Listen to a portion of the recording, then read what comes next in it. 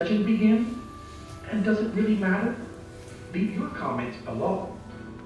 To learn more about Buddhism, subscribe to Buddha Bits and like us on Facebook.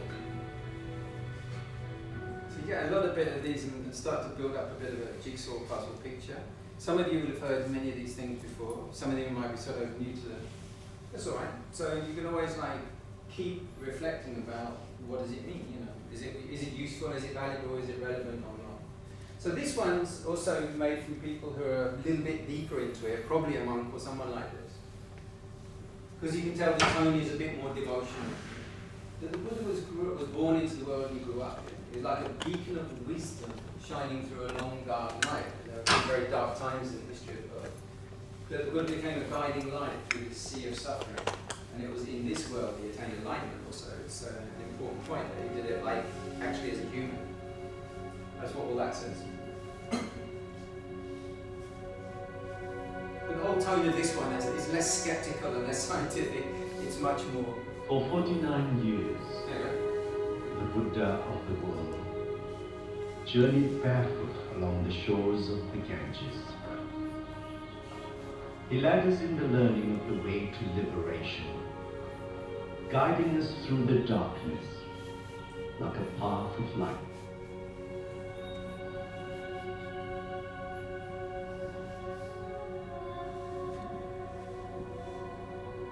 The Buddha was born a prince of the Sakya clan and was named Siddhartha.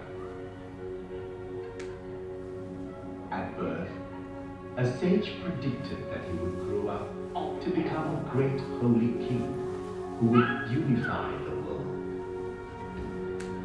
As the future ruler of the Sakya clan, Prince Siddhartha lived a luxurious life of comfort and pleasure in the palace. However, in search of the great way of liberation, to save all sentient beings from the cycle of birth and death, Siddhartha left the palace on a white horse. He came to a forest at the foot of the snowy mountains, and there he practiced asceticism. For 6 long years, Siddhartha endured every form of ascetic practices until he finally realized that the middle path was the answer. Cultivation is like playing a musical string instrument. The string will snap if it is too tight, or not make any sound if it is too loose. Indulgence in sensual pleasure or extreme penance are attachments. Be at peace with the middle path for achieving the liberation of body and mind. Siddhartha sat in cultivation beneath the Bodhi tree. Alone, he confronted the tortuous assailants from Mara's evil hordes.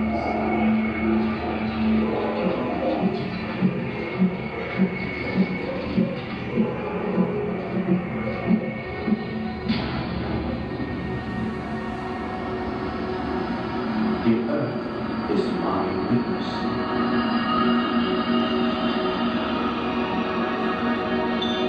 At that instant, Siddhartha was in complete tranquility and perfect emptiness. He was enlightened and he became the Buddha. Strange indeed, all sentient beings exist with a Buddha nature, but it is suppressed by vexation and delusion.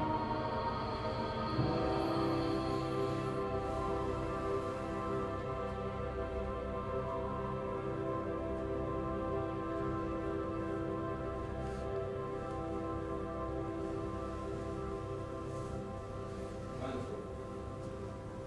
Many times these type of teachings like that one don't tell you what the Buddha taught. They just tell you about the Buddha, but they don't actually pass on anything. The Buddha didn't go around talking about himself. You know, he actually just taught until at the end there wasn't actually much of a compilation about him in his background. Nowadays, often you get a lot of things like that, and just simply about him. About the Buddha himself, it's not easy to talk about him. This is what I've discovered, is that when people say, well, just tell us something about the Buddha, the person himself, that's actually very difficult. It's actually not very easy to know where to begin. I mean, that's the problem.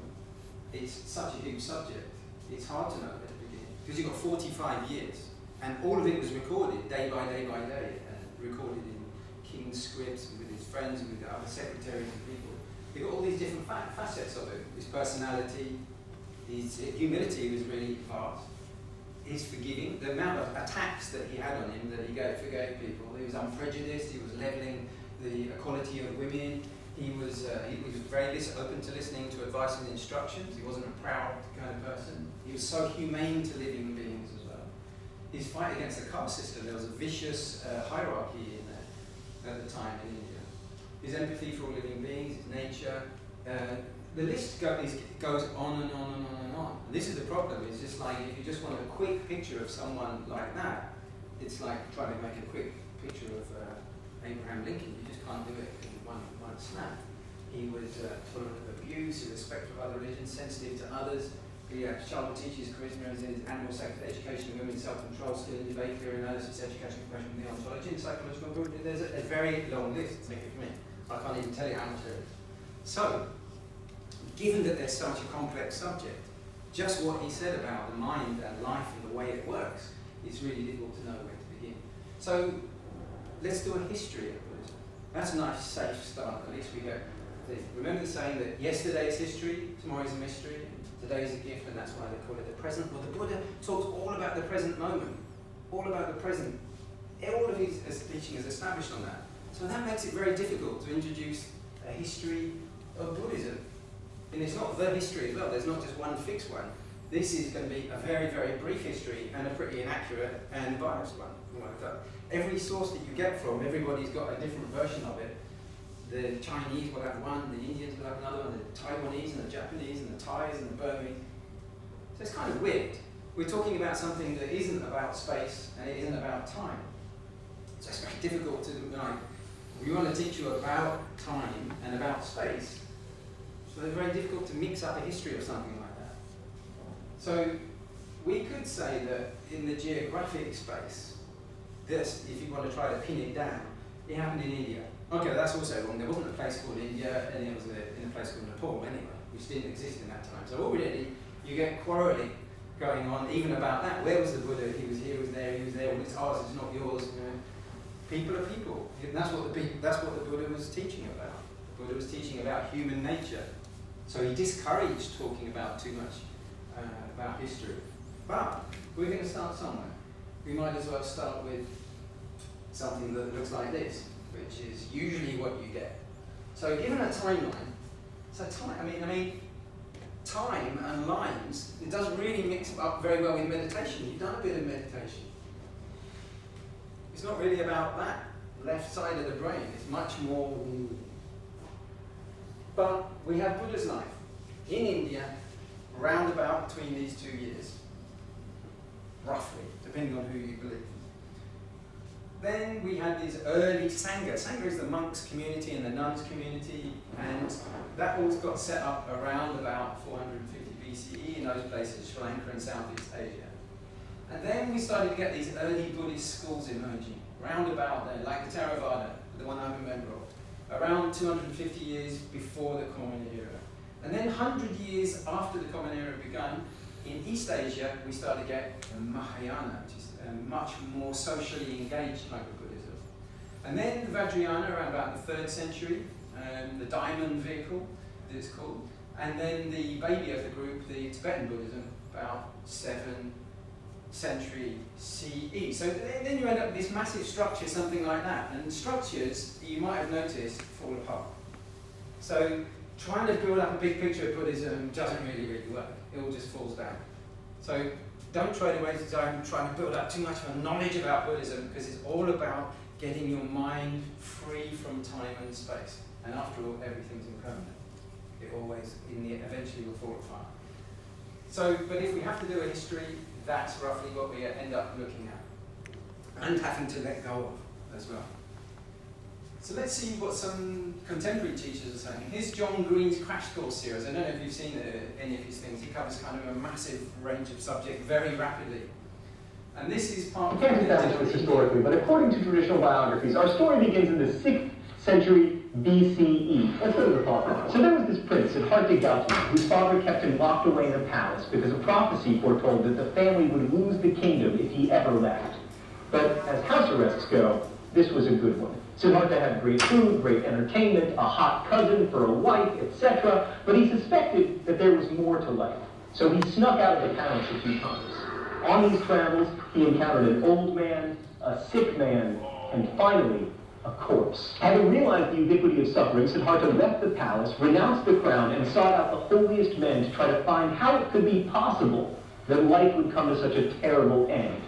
Eventually, Gautama became an ascetic, fasting and meditating for days at a time, hoping to find enlightenment.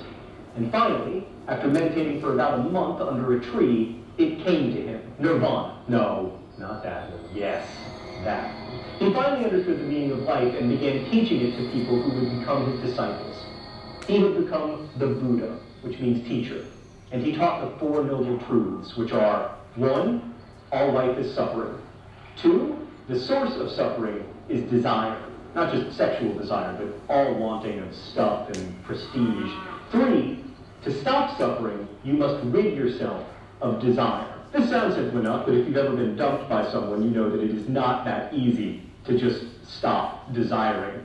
4, so how do you do it? By following the Eightfold Path, which, as you may suspect, is a set of 8 prescriptions on how to live. And we don't have time to talk about it because, oh, wait, look, Thought Bubble, you put some learning in our learning so we can learn while we learn. Thanks, Thought Bubble. So as a religion, Buddhism involves a lot of meditating and moderation, and there aren't that many fun rituals, and if you're a Buddhist monk, you don't get to have power like most holy people do. You have to renounce everything, including your hair. And yes, some of them get to be Kung Fu monks, but only in China, where Buddhism eventually migrated and became a religion with fun rituals and all kinds of great stuff that Siddhartha Gautama probably wouldn't have even recognized. But we're not talking about fun, populist religion. We're talking about old-school, ascetic Buddhism. Sure, you might be happy and fulfilled if you follow the Eightfold Path, but from everything we've learned so far, it would appear that humans don't want to be happy and fulfilled, or else they never would have stopped foraging. But Buddhism was very attractive if you were a low-caste Hindu, because there was no caste system. In theory, anyone who follows the Eightfold Path and renounces desire can be freed from suffering and achieve nirvana, maybe even in this life, instead of having to get reborn for maybe millennia and knowing that each time there is only a tiny chance that you will end up something awesome like a honey badge. By the way, totally tangential part 6. Did you know the game Chutes and Ladders has its origins in ancient India? They call it snakes and ladders. The ladders are steps forward on the path to moksha, and the snakes take you away from it. Which reminds me, it's time for the open letter. Okay. He goes on a lot. So this is more or less the spread. It goes right down to the Philippines, right down here past Bali, right across to Japan, goes up Afghanistan, above the Himalayas, up to Mongolia, goes around and spreads those ideas: simplicity, equality, freedom to practice, not controlling, not tyrannical and dictatorial like many religions had been during those times. So let's have a look at some other contemporary online teachers. The School of Life is quite nice, and it also includes several key principles. This is not only just including a bit of the history, which we'll recap from a slightly different perspective, but also some key principles which we're going to go on and have a look at as well. The story of the Buddha's life, like all of Buddhism, is a story about confronting suffering. He was born sometime between the 6th and 4th century BC, the son of a wealthy king in the Himalayan foothills of Nepal. It was prophesied that the young Buddha, then called Siddhartha Gautama, would either become the emperor of India or a very holy man. Since Siddhartha's father desperately wanted him to become a farmer, he kept the child isolated in a palace. Young Gautama had every imaginable luxury: jewels, servants, lotus ponds, even beautiful dancing women. For 29 years, Gautama lived in bliss, protected from the smallest misfortunes of the outside world. But then he left the palace for short excursions. What he saw amazed him. First he met a sick man, then an aging man, and then a dying man. He was astounded to discover that these unfortunate people represented normal, indeed inevitable parts of the human condition that would one day touch him too. Horrified and fascinated, Gautama made a 4th trip outside the palace walls and encountered a holy man who learned to seek spiritual life in the midst of the vastness of human suffering. Inspired by the holy man, Gautama left the palace for good. He tried to learn from other holy men. He almost starved himself to death by avoiding all physical comforts and pleasures, as they did. Perhaps unsurprisingly, it didn't bring him solace from suffering.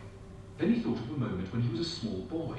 Sitting by the river, he'd noticed that when the grass was cut, the insects and their eggs were trampled and destroyed. As a child, he felt a deep compassion for the tiny insects. Reflecting on his childhood compassion, Gautama felt a profound sense of peace. He ate, meditated, and finally reached the highest state of enlightenment, nirvana. It refers to the blowing out of the flames of desire. With this, Gautama had become the Buddha, the awakened one.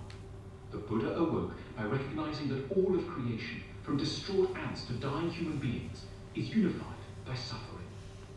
Recognizing this, the Buddha discovered how to best approach suffering. First, one shouldn't bathe in luxury, nor abstain from food and comforts altogether.